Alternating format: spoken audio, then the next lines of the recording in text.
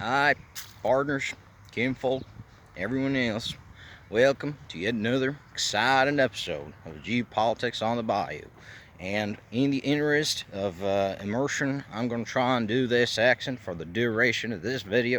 Who am I fucking kidding? I can't do the accent.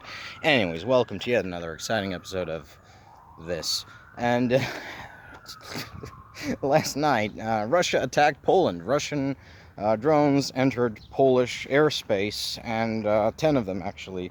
And they were shot down, with the exception of two. One planted into a private house and damaged the house, damaged the car. And another one fell in the downtown area of a Polish city. I forget which one. And yeah, this is basically Russia attacking a NATO member, and wasn't an accident. The Polish airspace has been violated before by Russian drones, but it was always Russian drones on the way to Ukraine, because they take these winding paths to avoid Ukrainian air defenses. But no, this time it was direct. Some of these drones that entered Polish airspace never really entered Ukraine at all. They did not enter Ukrainian airspace at all. They transversed Belarus, or were launched from Belarus into Poland.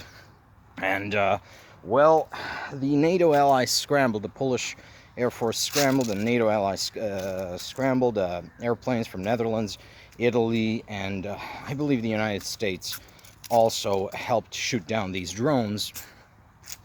And they and yeah, the drones were shot down, and I went to bed thinking, okay, this is it. This is go time. In the morning, there's going to be a Polish response to this.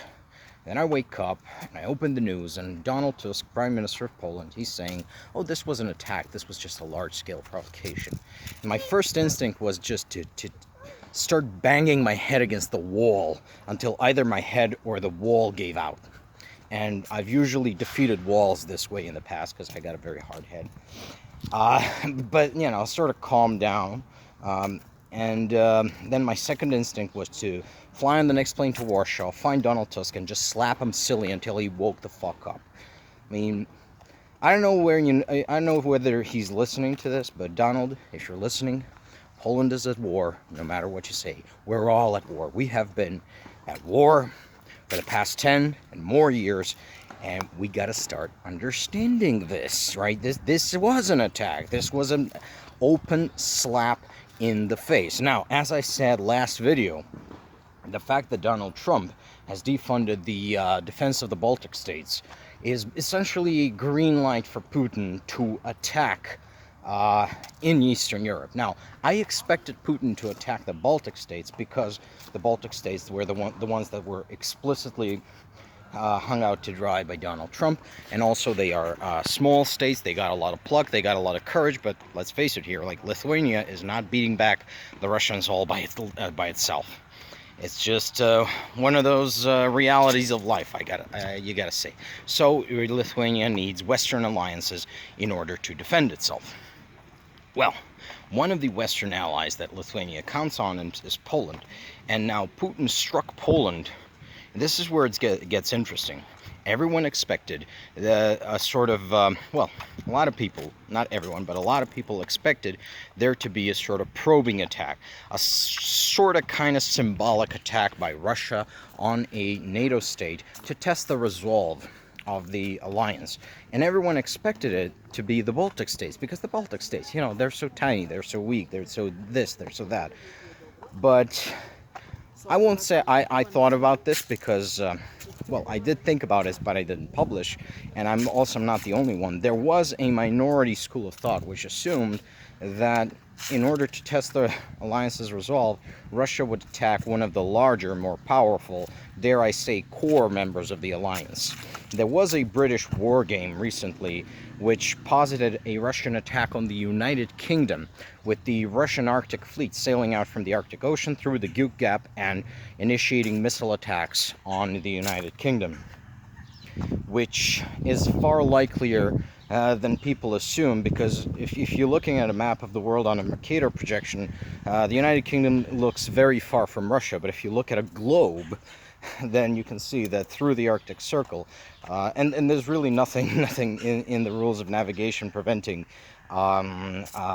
ships from sailing from north to south and south to north, you can see through the Arctic Circle, Russia and the United Kingdom are a lot closer to each other than anyone assumes. So, and it happened. Russia struck a large, very well-armed NATO state. Poland is, by some estimation, has the third largest army in NATO after the United States and Turkey. So it's the largest European ally, largest European NATO member in terms of soldiers and armaments. It's been preparing for war with Russia for the past 34, 35 years, right? And now, the Polish were always the key, essentially the pivot of the NATO eastern flank, the core territory, the core member, which was supposed to essentially take the lead, take point on defense against Russia. And for many years, they've actually fulfilled that role quite admirably. And now Putin has struck them. This is a slap in the face. This is a little bit counterintuitive. Strike the enemy not where he is weak, but where he is strong. Why? Because you are convinced that he hasn't got the resolve to fight. And I gotta say, Tusk is proving Putin right. We already knew that the Americans are not coming. We already knew that under Donald Trump and under MAGA, America is no longer a reliable ally of Europe. It's going, like, NATO no longer exists. But now we're getting at a situation where European states are refusing to defend themselves. Now, of course, the situation is still developing. Polish territorial defense members have been called up to report to duty in the border regions and even in the central regions of Poland. Polish army convoys are moving towards the border with Belarus and the Kaliningrad exclave of Russia, so there may yet be a response. But I gotta say this, there has to be a response. If there is no response, and I do mean kinetic response to this, not more sanctions, not harsh words, not condemnation, Russia has to bleed for this.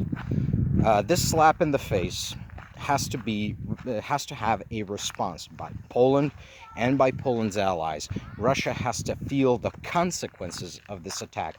Otherwise, if there are no consequences, or if there are just symbolic consequences, then Russia will be emboldened to try something else, to send even more drones to Poland. Now, what's happening is on the 12th of September, Russian Zapad exercises are starting. So these are joint exercises between Russia and Belarus, which when they had them in 2022, they used them as cover to forward deploy troops on the border with Ukraine and try to take Ukraine. A lot of people are saying it is entirely possible for the Russians to try and attack Lithuania, Poland, maybe even Latvia, and thereby test the resolve of NATO. But here it is. This is it, folks. This is it. The Shahed, the Genan drones, they have entered Polish airspace. They have, this was an explicit attack on Poland. And not only is the NATO response failing, but we expected that to happen, but the Polish response is failing. I suggested more than a year ago now that factions within, that essentially a group of Baltic coastal states, here I include, Lithuania, Latvia, Estonia, Poland, Finland, Sweden, Norway, and Denmark. So, yeah, Baltic coastal states and Norway. They form a little coalition which is going to have as its mission a counterattack against Russian provocation. So, in the case of an attack such as we just witnessed, that this coalition would strike against Russian assets in the Baltic Sea region, with a special focus on Kaliningrad, so that's the Russian exclave, St. Petersburg, and Pskov, which is the headquarters of the Russian paratroopers. And the Russian paratroopers are usually the point unit for these sorts of invasions, so their home base has to be struck to remind them that they too are mortal, and maybe induce some mortality in them. This would essentially be a response. It's based on the philosophy: if someone strikes you on the cheek, rip off his arm and beat them with it. The Russians, because they are savages, they are orcs, they do not understand the language of diplomacy. They do, however, understand the language of force. So, when they thumb their nose in Poland, they should at the very least lose their nose. So, but it appears that Poland, that Donald Tusk did not watch my video where I call on Poland to become a leader among European nations, and Poland is, I suppose, content to remain a follower nation, and that essentially all that history of Polish strength and courage, all that spunk and piss and vinegar they had, it was, I guess, all for show. If in this moment of decision, in this precipice of the next world, Poland fails to rise to the challenge. I mean, Russia has thrown down the gauntlet. It has slapped Poland in the face. Now is the time for great deeds. At the very least, Poland should now help patrol the skies of Western Ukraine, shoot down Russian drones and missiles in Western Ukraine as a show of solidarity to someone who's already fighting the Russians. That's the very least that Poland can do to show that actually, no, you don't get to send drones into our airspace and threaten our citizens with impunity. We're going to, if Putin escalates, the West has to learn to escalate more, because when you strike back against the Russians, they back off. That's just the reality of it. The Russians also had provocations against Turkey like a million years ago, and the Turks simply shot down the Russian airplane and killed the pilot. Have the Russians attacked Turkey? Or are they kissing Turkey's ass? It's a shame. It's a shame that a country like Turkey has more resolve than the European nations. But then again, we can get into that, why Europe lacks resolve, why Europe believes that the worst thing that it can happen to it is war. Well, I got news for your friends. There's worse things in this life than war. And at this point, it's clear to me that a Russian-European war is inevitable. So at some point, I guess it's just better to rip off the Band-Aid and jump into it while we are still strong and the enemy is still bogged down in Ukraine. So that's all I have to say, and I guess we'll see you in better times.